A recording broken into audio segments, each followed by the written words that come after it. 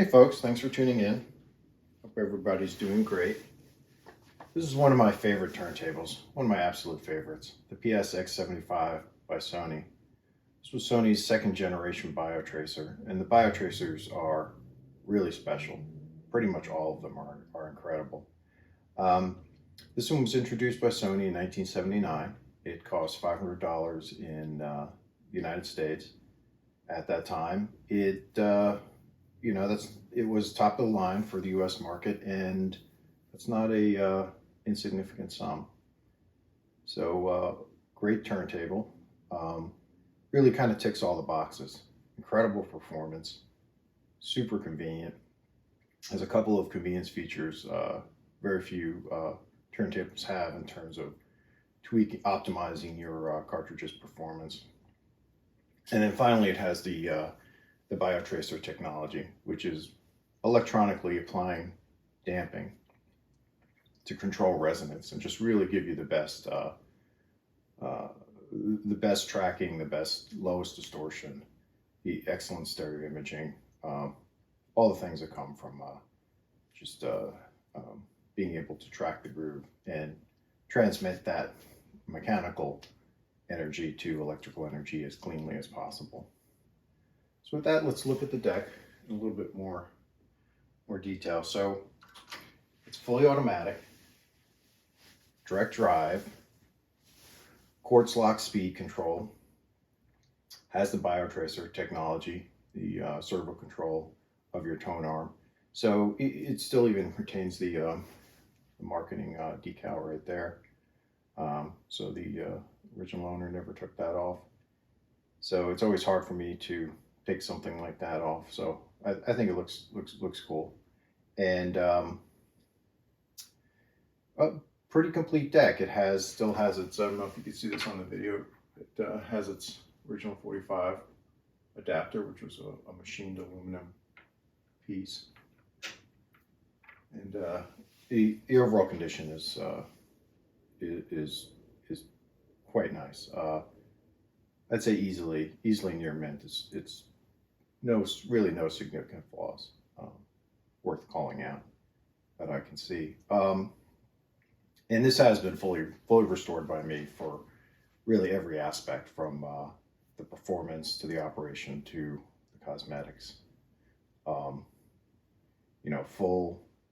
Full redoing of the tone arm. Tone arm was essentially the deck is completely broken down. The tone arm assembly was disassembled. Everything is cleaned, relubed, assembled. Motor spindle, recapping of all your electrolytics, addressing all the controls at the front. So really everything's been done, and this is ready to just be a top-notch performer for many years. Let's get a little deeper into demo of some of the features. The fully automatic, and it does also sense record size. So it senses whether there is a record, and it also will sense whether it's a 12 or 7-inch record, and it does it with that lamp, which projects light through slits in the platter. So if you press start and there's no record, it will sense that and go back to rest. If we go ahead and put a record on and press start, then it will just continue over and cue down.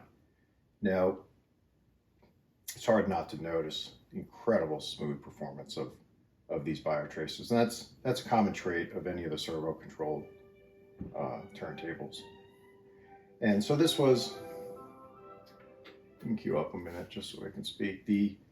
This was a technology that was introduced by Sony in 1977 with the PSB-80, which was a real tour de force flagship product. Very rare, even to find today, especially to find today.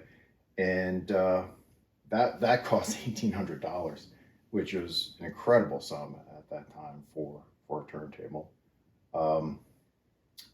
Checking just as a point of reference, checking the Audio Magazine annual equipment issue for, I believe it's 1978 or 79, that PSB-80 is $1,800, and the SP10, your Technic's kind of super direct drive deck for broadcast use was 900. So gives you a little interesting point of reference. So this one, not sure if I mentioned, was introduced at $500 in October of 1979. And there is a vintage knob page on this one. It's probably 30 Sony decks, turntables that have a vintage knob page. So that's always nice. That's a common reference people in this hobby use all the time. So let's look at some of the other features. You do have stop and start. So for instance, let's cue down again. When you're playing, because there's a separate stop and start button, often the function is combined into one button. But when you have two, you can press start at any time when it's playing and restart. Just kind of a nice convenience feature. Now you also saw the cue up, and two other controls that it has here are side-to-side movement of the tone arm. Those really, with these decks, there's no reason to touch the tone arm at all. At any point you could press stop and reject, or cue down and play your record.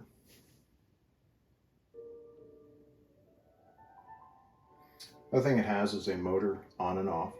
So if it's playing, you could stop, but it's more for, let's press start.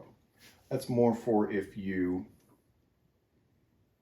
stopped, and say you want to clean your record, you can go ahead and get the motor started, clean your record, and then press start. So really nice convenience feature. Not many turntables or automatic turntables rather, have a separate motor on and off. It does reject and obviously go back at the end. Also the repeat, if you use the repeat, it will come back and repeat. Just continue to play that side over and over. And let's hit a couple other controls at this point. So because it has the Biotracer technology and it has the electromagnets in the arm, and again, let's cue up again. It has the electromagnetics in the arm for horizontal and vertical movement. They're there. The reason that they're there is to dampen resonances, and we'll probably have to hit that a little bit more detail at some point. But once you have electromagnetics in your arm, then you can use them for horizontal motion and vertical motion. So you can use them for cue up, cue down, the horizontal motion you see, and it's just ultra smooth, as well as being able to use it for tracking force. So this tracking force here is electronically applied, and which means that you can, and it does have a mute switch. So when the stylus touches the record, it does so quietly, and then the mute switch cuts in and brings the record. Essentially, it just shorts out the signal when it's up. So you can make adjustments to your stylus force while it's playing. The other thing you can do while it's playing is adjust this.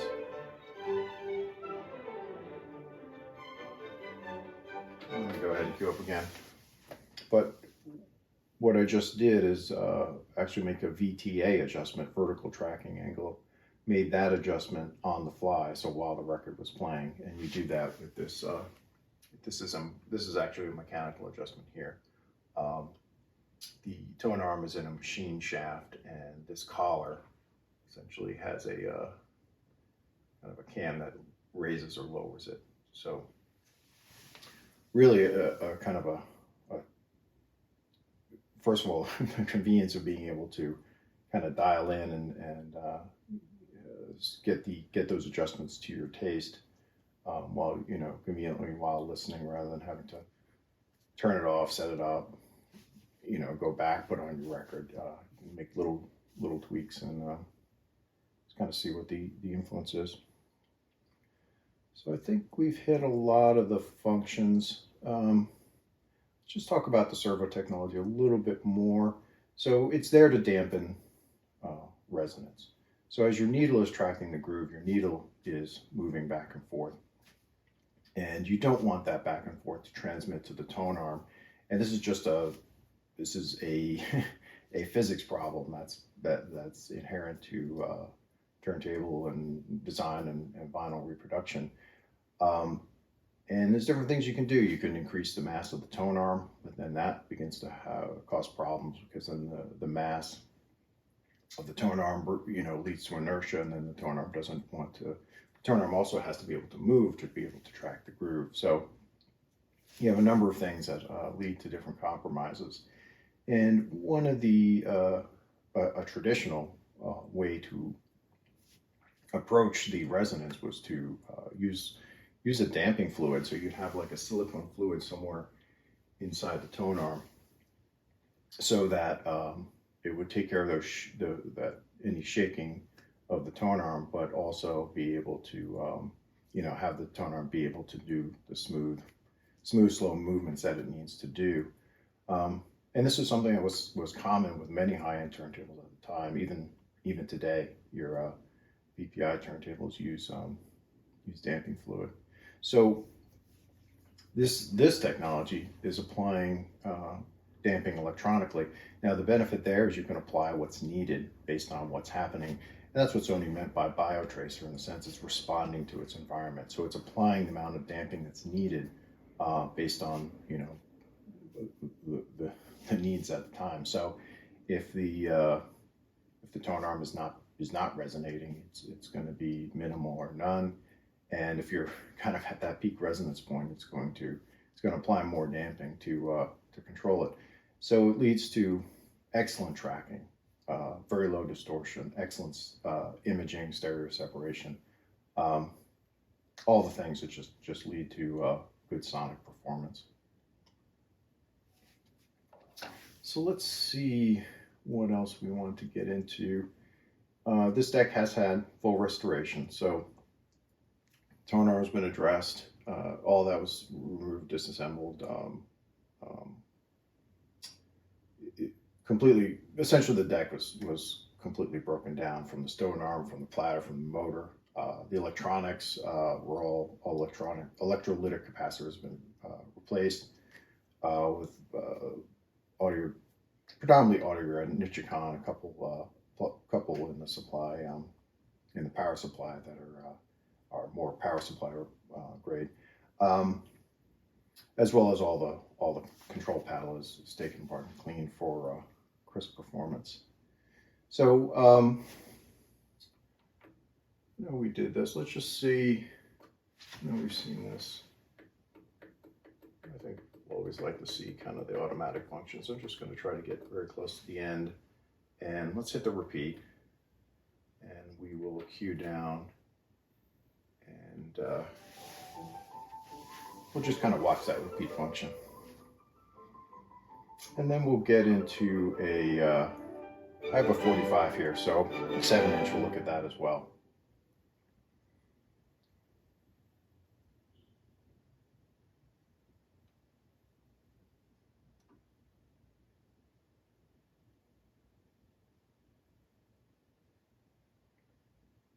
So just, these are so incredibly smooth.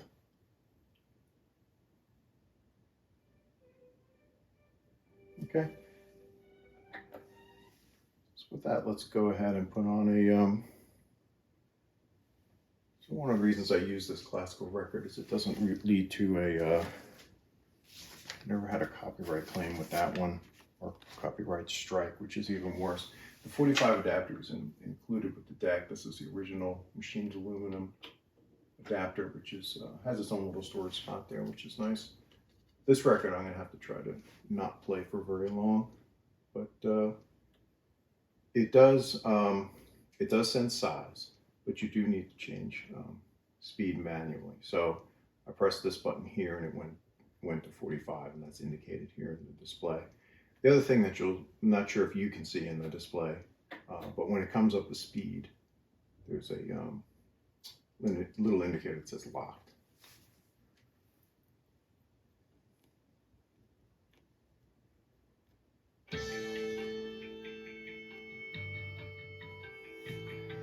So I'm just going to do a little bit of that, but and I'm not really set up here for demoing the audio performance. So these decks are incredible. This one has been fully restored, and it's incredible sounding, performing, he's operating deck in every way. But anyway, I'm sorry I can't really convey the sound to you, and it would be over YouTube anyway. So just a note, I do, for every turntable that I make available, I do fit a cartridge. I think it's important. If someone's purchasing a turntable, they want to be able to kind of set it up and use it right away. So I do include an entry-level cartridge, very nice cartridge. It's the AT3600L. It is, it's properly aligned using the Fiker protractor, and these decks they can handle it, and really they can handle and extract the optimum from really pretty much any card. Number one, because the tone arm is just an incredible quality. So the build quality of the tone arm that Sony put on here is excellent. And Sony made some standalone. They weren't really known necessarily for their kind of standalone turntables, or tone arms rather. They were more of an integrated turntable company, but they did offer some that were very well regarded, and they knew what they were doing. There are certain decks where people pull the tone arms off, and just because the tone arm itself is really nice. Now this one has electronic control, so you wouldn't want to pull this off and use it separately. It needs to be integrated with the deck, but just the build quality is excellent. The bearings, upper and lower, and just the overall. The other point I'll make is, I know this is getting on a bit, is kind of a medium to slightly medium heavy mass tone arm. So even aside from the electronic damping, it would be probably a best fit for, say, a moving coil. Because it has the electronic damping, it can really work well with any cartridge, whether that's a moving magnet like this one is here. This is a conical moving magnet, so tracking force of about 2.5 to 3. You could use, if you had a moving magnet with a very high compliance, low tracking force, that will work well as well as moving coil. So the versatility and the ability to extract, not really to have to worry about that whole area of matching your cartridge to your tone arm. One of the benefits here, and then like we talked about, being able to tweak things like the VTA and the stylus force even while it's playing. So let's call this one. Let's draw this one to a close then. And appreciate you watching, and I enjoyed restoring this deck and then offering this video to you. So hope you enjoyed it too. Thanks so much. Bye.